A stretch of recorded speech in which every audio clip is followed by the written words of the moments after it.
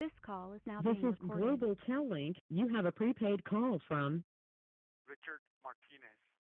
an inmate at the Centinela State Prison, Centinela, California. This call and your telephone number will be monitored and recorded. You have a prepaid call. You will not be charged for this call. To accept this call, say or dial 5 now.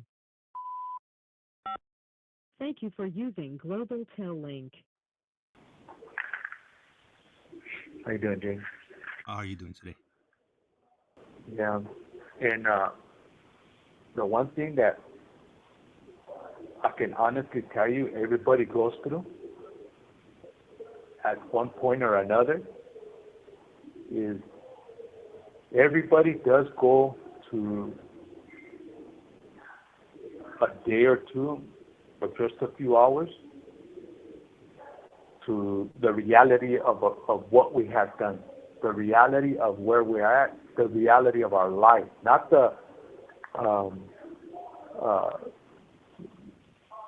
delusional way of we wanted to think or what we wanted to believe. No, the reality of it. And at one point or another, when they do, they usually get emotional and they cry. And when they experience that, they feel a sense of hopelessness and helplessness that is painful. And so nobody wants to stay there. Nobody wants to live it. So what do? They shut down again. And they reach out to their neighbors or they start doing things to get their mindset out of there because it's too painful to deal with. They're not ready to deal with it. There was many times, quite a few times throughout my years, where something would trigger mine. I would be watching a movie on television, and I would see, for instance, the movie E.T. or the movie Over the Top with Sylvester Stallone and his son. And it reminded me of my relationship sometimes with my dad. And when I was watching it, it triggered that memory. And as soon as it triggered it, it took me to a place of vulnerability where I allowed myself to feel and to go there. And as soon as I did, I felt that pain. I felt the shame and the guilt that comes with not living up to the standards of my dad, letting my dad down, disappointing my dad that I'm in prison, that I didn't grow up to become a good man like he wanted to. The shame and the guilt and the pain of not being out there to help my little brothers grow up, to protect my younger brothers, to help out my little brothers. Even right now, as I talk about it, it hurts because it's a reality. So when they would get triggered, I would try to shut it down as fast as I could because I did not want to go through that. I did not want to feel that. You know, and actually that is all reality. So the more we shut ourselves off, and the more we pretend and to believe in the lifestyle that we ourselves create and the persona that we create to live that world, we believe we're in a safe place where nothing else hurts us. And we can live with it. That's what helps us withstand anything in here. That's what helps us withstand years and years of isolation that we spent in the shoe. I spent almost 19 years in the shoe. And so I wrapped myself in that cocoon where in the world, in my own world, so I wouldn't lose my reality. So I wouldn't lose myself and go insane in there.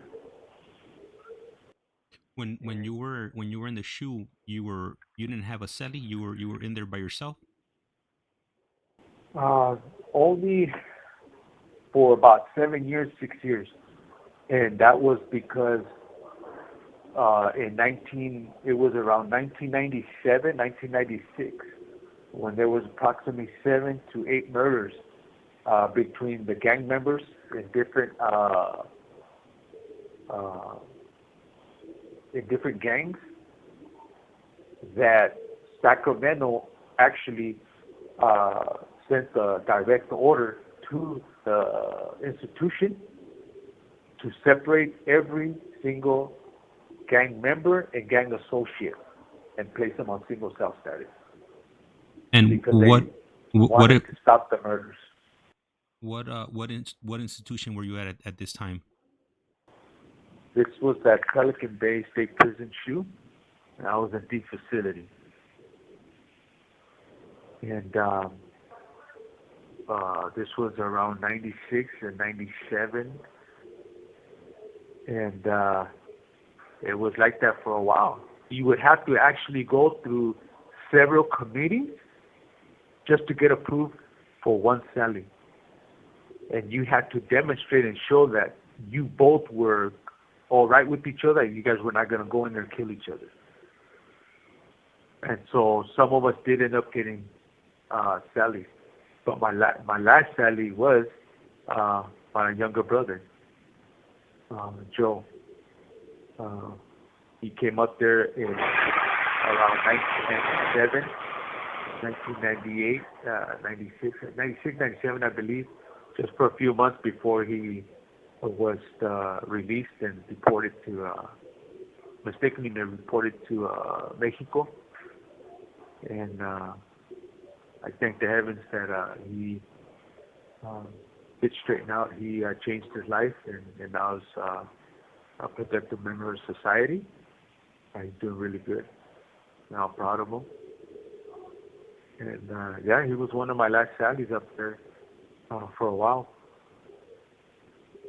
And so those were the times, I think, when people find themselves by themselves, that they experience those moments because they allow themselves to experience those moments because they can and nobody's there. Because I'm pretty sure if I had a cellie and something triggered that, I would have tried to shut it down as quickly as possible. This call and your telephone number will be monitored and recorded. Because what's the one thing you don't want nobody to know is that you got weaknesses. You know, you don't want to see nobody see you vulnerable or cry because right away they think that's a weakness, but in actuality it's a strength. You know, and so that's why I say a lot of people do go through those moments, and they do know that the life they're living or what they're doing, it's not right, and it doesn't make sense. But they just need to go through some circumstances to reach that decision where they have to now live in reality instead of in that delusional state of mind. You know, and let go of that image that they created. You know, in order even to begin changing it.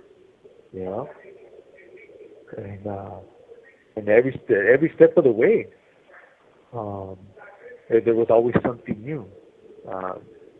The moment I went to prison, I only lasted maybe 1 week, less than 1 week in a reception center before I was taken to administrative segregation for orchestrating an assault on an individual and for having a weapon. And this was in Tehachapi in 1993. And I was only 19 years old. By the time I was 20 in 1994, I was already being transferred to Pelican Bay SHU to begin serving my indeterminate term and my validation. You know? And it's a trip how everybody around me became the central piece to my negative and destructive influence. You know, and I allowed that.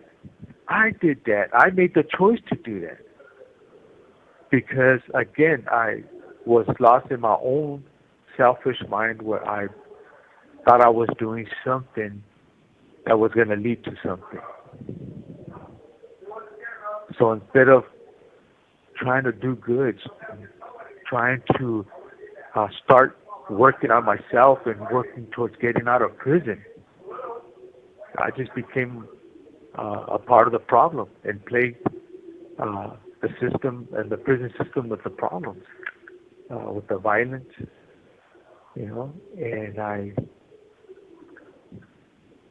and it was all for self-preservation and delusions of grandeur that motivated me to continue within that warped lifestyle. All because of my narrow-mindedness, and even then I still failed to grasp the negative consequences that all my involvement in the gangs and the illegal activities would create, not only for me, but for many others because of me. And that's what happens when that ball starts going down that hill. It just gets bigger and bigger and bigger and bigger, and you're in there, and before you know it, you just don't know how to get out of it. You're just lost in there. But eventually something does happen. Something gives. There's always that gives. Something has to give. One thing or another has to give. Whether it's tiredness, whether it's circumstances or an incident, something. Because by 2009, after 16 years in the SHU,